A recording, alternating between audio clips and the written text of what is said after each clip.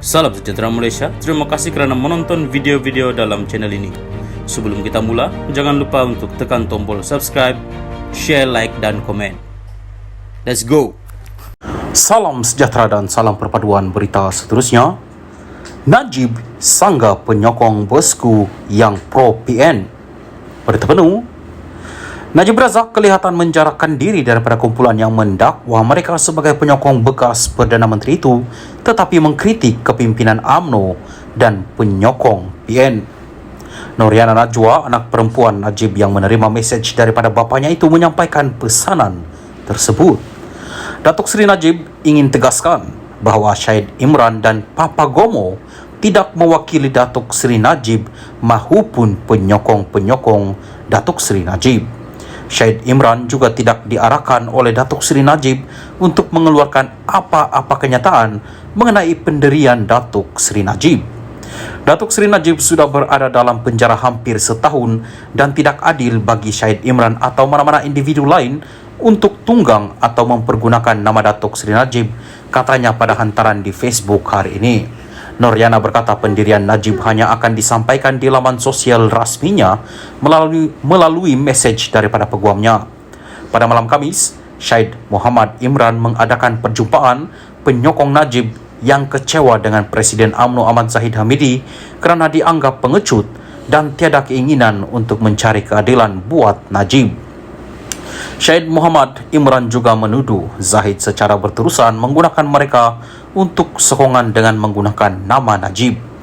Dia menggesa penyokong Najib mengundi PN untuk mendapatkan keadilan bagi bekas Perdana Menteri itu. Syed Muhammad Imran dijangka mengadakan satu lagi acara malam ini bersama bekas Ketua Pemuda UMNO Wan Azri Wan Dris, juga dikenali sebagai Papa Gomo. Anak Najib, Muhammad Naisifuddin, sebelum ini mendakwa kumpulan Syed Muhammad Imran cuba memanfaatkan pilihan raya negeri untuk kepentingan mereka sendiri.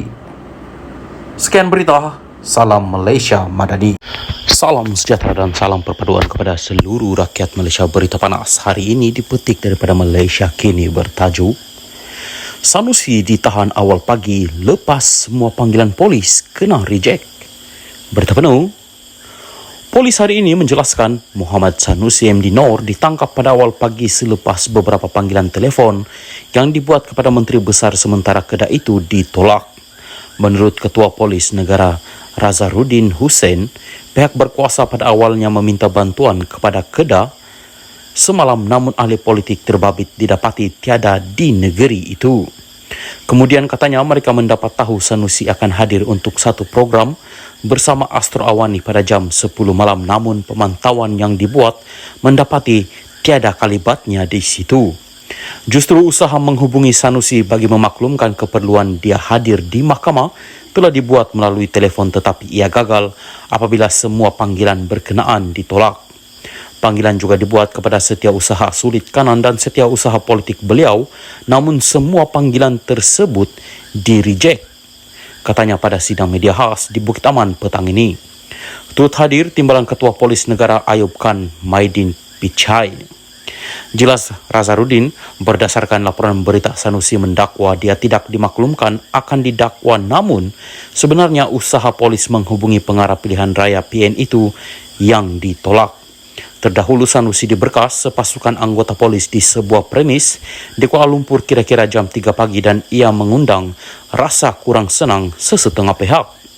Semalam media melaporkan watak utama yang sering muncul dalam ceramah politik PN itu didakwa ekoran kenyataannya yang menyentuh isu Raja-Raja Melayu.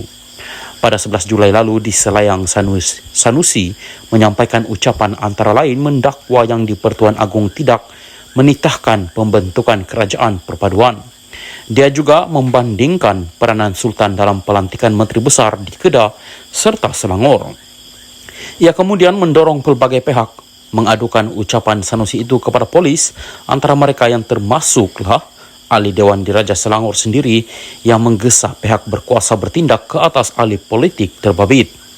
Sultan Selangor Sultan Sharafuddin Idris Shah juga menzahirkan kenyataan bahawa isu Sanusi belum selesai di sebalik kenyataan ahli politik itu yang dia sudah mengutus surat memohon maaf kepada pihak istana.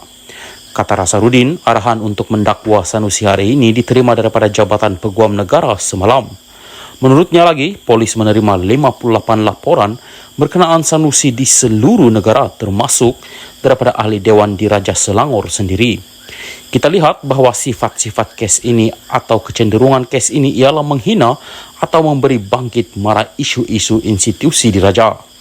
Maka disebabkan kita polis tidak dapat menelefon dia bagi memaklumkan mengenai pendakwaan di mahkamah, kita cuba mencari dan dapat jumpa beliau kira-kira jam 2:30 pagi di kawasan Mont Kiara, katanya. Mempertahankan tindakan polis, Nazarudin berkata Sanusi disiasat mengikut Seksyen 4-1 Akta Hasutan, iaitu kesalahan yang membolehkan seseorang ditangkap. Sebenarnya kalau tanya saya, polis boleh tangkap dia bila-bila masa, tetapi kami juga ada budi bicara kami. Kami hanya menahan Menteri Besar sementara kedua itu, selepas kami bimbang dia mungkin tidak hadir ke mahkamah hari ini, katanya. Menurut pegawai tertinggi polis di Raja Malaysia itu, selepas menahan Sanusi awal pagi tadi, polis turut merakam kenyataannya berhubung satu lagi kes yang sedang mereka siasat.